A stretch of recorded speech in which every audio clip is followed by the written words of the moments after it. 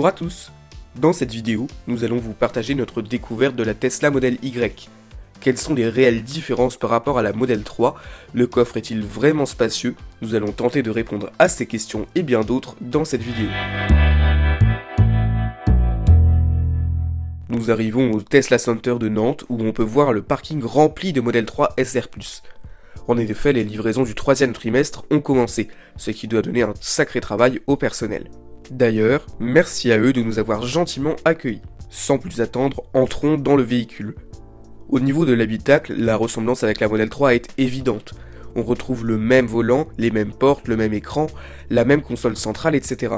La principale différence qu'on trouve sur la Model Y, d'ailleurs très frappante, c'est bien évidemment la hauteur des sièges.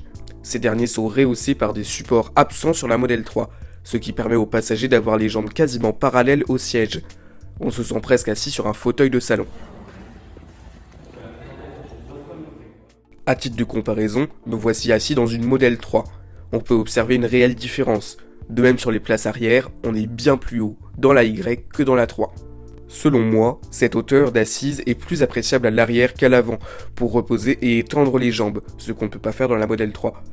En effet, en ce qui me concerne, j'aime beaucoup la position de conduite un peu plus allongée que l'on a dans notre Model 3. Mais ça, c'est selon chacun, et c'est à vous de voir ce que vous préférez. L'interface logicielle était exactement la même que sur la Model 3. La gauche de l'écran est prise par la visualisation de conduite et la droite par le GPS.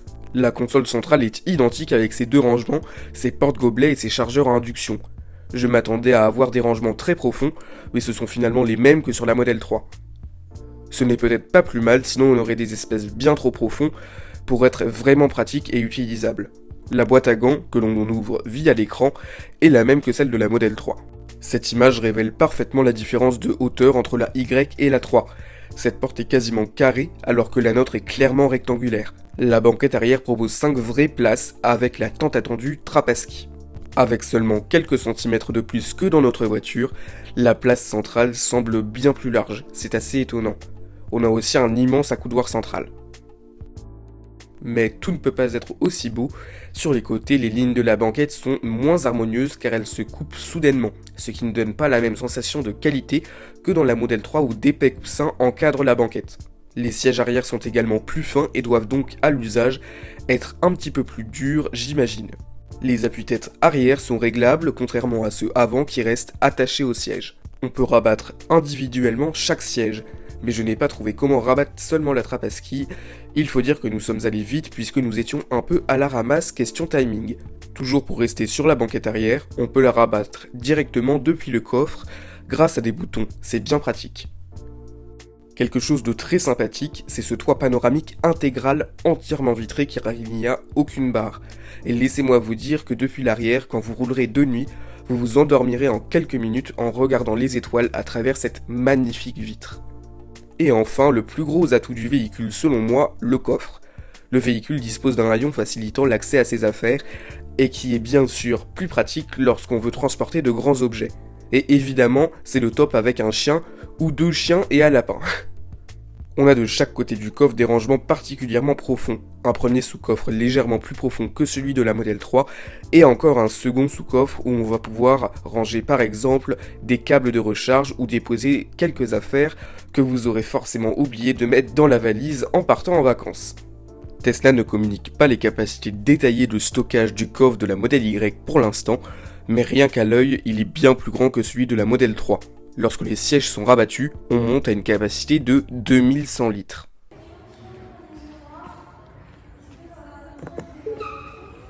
Le haillon est motorisé comme dans les autres Tesla.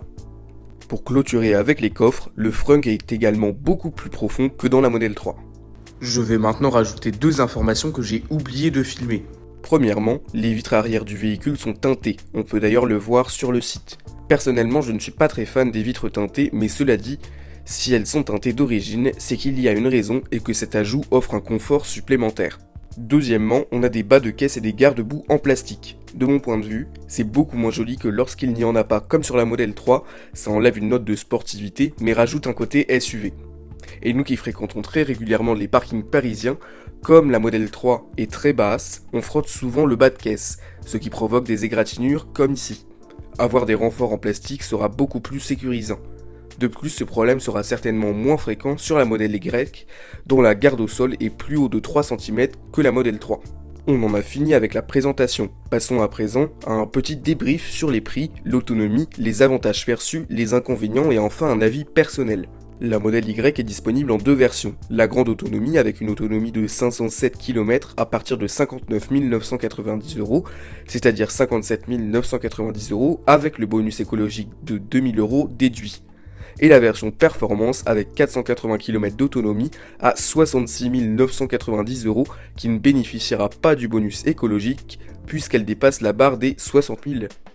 Selon moi, le principal avantage du modèle Y, c'est le coffre absolument immense qu'il propose ainsi que son habilité au niveau des places arrière. Vous le savez sûrement, nous sommes une famille de 4 avec 2 chiens et un lapin, et ce véhicule permettrait aux passagers arrière d'avoir plus d'espace que dans notre modèle 3 où les chiens envahissent tout l'espace. On gagnerait énormément de place dans le coffre pour les bagages ou d'autres éléments encombrants, et lorsque nous prendrions peu de bagages, la ménagerie aurait sa place toute trouvée dans le coffre.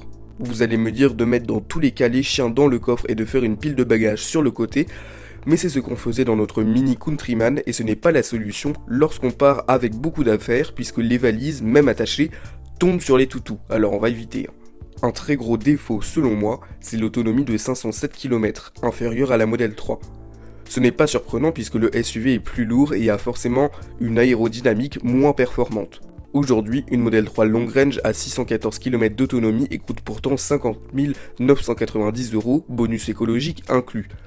Je me demande donc si ces 9 000 € de plus pour une modèle Y long range, entraînant une perte d'autonomie de 107 km, valent réellement le coup. De plus, avec une SR+, dont l'autonomie est de 448 km à 37 800 € bonus déduit, l'autonomie du modèle Y long range est supérieure de seulement 59 km et le prix augmente de plus de 20 000 €, ce qui est à méditer puisqu'au final, les seules réelles différences deviennent la capacité du coffre et la place arrière centrale. Cela est certainement plus évident lorsqu'on a 3 enfants qui auront une place plus confortable bien à eux.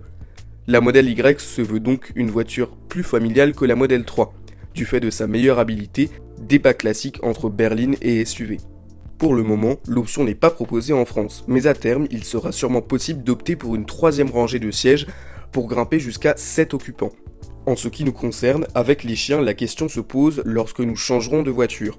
Lorsqu'on a eu notre long range, elle valait 59 970 €, c'est-à-dire le même prix que la modèle Y. Donc, soit nous passerons sur la modèle Y et gagnerons en espace, soit nous profiterons de la baisse des prix de la modèle 3 long range, ça fait toujours du bien au porte-monnaie. Enfin bref, on ne sait pas trop. Faisons un sondage dans les commentaires.